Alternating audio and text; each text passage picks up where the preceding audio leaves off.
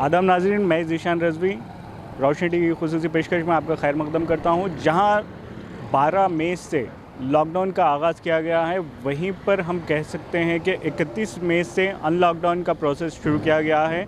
जहाँ पर पहले 6 बजे से 10 बजे तक रियायती औक़ात दिए गए थे, वहीं पर 6 बजे से 1 बजे तक रियायती औक़ात के साथ घर लौटने के लिए 1 घंटा दिया गया है। यानी कि कमर्शियल स्पेस के लिए 6 बजे से 1 बजे तक और घर वापस लौटने के लिए 1 घंटा एक्स्ट्रा दिया गया है। ये 2 बजे तक का अनलॉकडाउन कहा जा सकता है, जो शायद ही अनलॉकडाउन की तरफ पहला कदम है हुकूमत का। जहां पर दिल्ली में भी अनलॉकडाउन का प्रोसेस आगाज़ किया जा चुका है, वहीं पर तेलंगाना में भी अनलॉकडाउन का प्रोसेस कुछ दबे अंदाज में शुरू किया गया है। जहां पर हुकूमत की तरफ से गुज़िश्ता रोज़ कैबिनेट मीटिंग के बाद कई फ़ैसले लिए गए। वहीं पर यह भी फ़ैसला लिया गया कि किन चीज़ों को फ़ौक़ियत दी जाए, किन चीज़ों को नहीं दी जाए। जहां पर हुकूमत के इदारे यानी कि हुकूमत के जो भी डिपार्टमेंट्स है, वहां पर 50% कैपेसिटी के साथ काम आगाज़ किया गया, रजिस्ट्रेशन ऑफिस शुरू किया गया। इसी तरीके से दीगर महकूमा जात को भी आगाज़ किया गया है। जहां पर हम देखें कि महकमे रजिस्ट्रेशन में भी आज काफ़ी आवाम नज़र आई। उसी तरह मार्केट में भी, जहां पर कारोबारियों ने काफ़ी खुशी का इज़हार किया, क्योंकि आधा दिन जो उन्हें कारोबार के लिए मिल रहा है, उस पर काफ़ी खुशी और मसरत का इज़हार किया गया है। इससे पहले जब 6 बजे से 10 बजे के औक़ात कुछ इस तरह से थे कि काफ़ी सारे बिजनेसेस अपने आगाज़ भी नहीं कर पा रहे थे, उस वक्त लॉकडाउन का पीरियड फिर से स्टार्ट हो जा रहा था और जहां पर 9:30 बजे से ही दुकान को बंद करने का काम आगाज़ किया जा रहा था, क्योंकि महकमा पुलिस की जानिब से भी हिदायत दी गई थी कि 10 बजे के अंदर वो अपने घरों तक पहुँच जाए।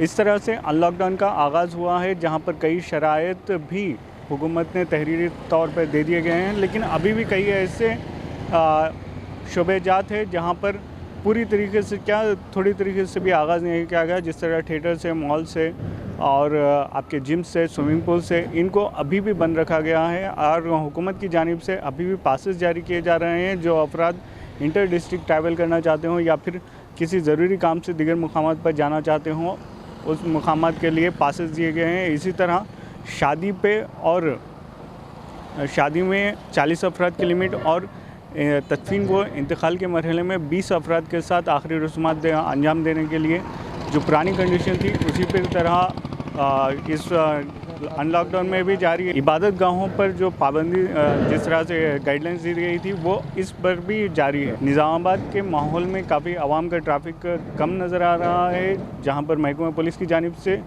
जो गाइडलाइन दिए गए थे, उसी की गाइडलाइंस के तहत कई मुकामात पर चौकियां डाली गई हैं। महकमा पुलिस की जानिब से जो काम है वो जारी है। आप देख सकते हैं कि ये शहर का इंट्रेंस कहा जा सकता है, अरसापल्ली या फिर आडो नगर कमान को इसको।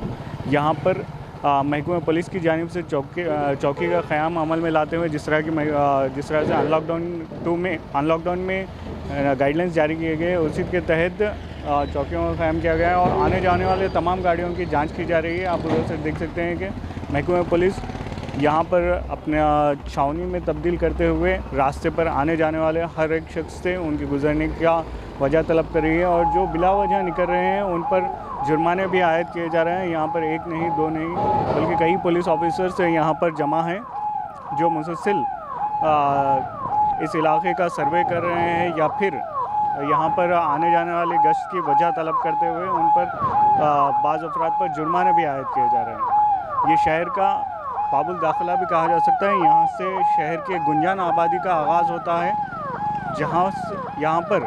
यहीं पर से ही आवाम को दाखिले के लिए जांच और पड़ताल के बाद ही यहाँ पर दाखिला होना दिया जा रहा है। अनलॉकडाउन के इस आगाज़ पे मैं ज़ीशान रज़वी रोशनी टीवी की तरफ से कैमरामैन अभिलाष के साथ।